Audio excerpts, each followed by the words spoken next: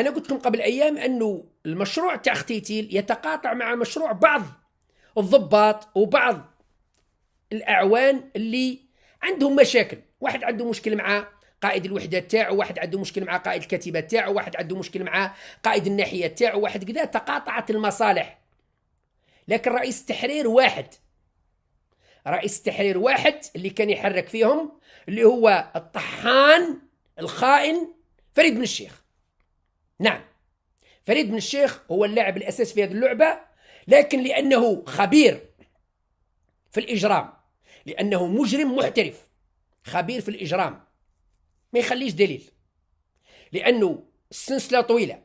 يعني فريد بن الشيخ ما يتعاملش مع ختال مباشرة، ما يعرفوش، ممكن شافوا صدفة مرة والله ويغمزوا يقولوا دير روحك ما عرفتنيش، بعدني ليه كي تشوفني دير روحك ما على بالش.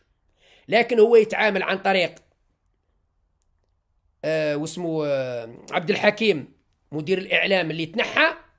عبد الحكيم يتعامل عن طريق ضابط آخر، وضابط آخر يوصل الختال، خو ختال ولا خط ختال ضابطة الشرطة، أو واحد خد آخر ضابط آخر ما نسميش اسمه لأنه نعرف الأسماء تاعهم اللي يتعامل معهم اختيتيل، باسم مدير الإعلام في المديرية العامة للأمن الوطني وفريد بن الشيخ. معناتها السلسلة طويلة. فريد بن الشيخ ما عندوش دليل يثبت أنه هو اللي على تواصل مع هذه الشبكة، لأنه داير حلقات، لأنه خبير في الإجرام، سيد مخ ما يخليش دليل.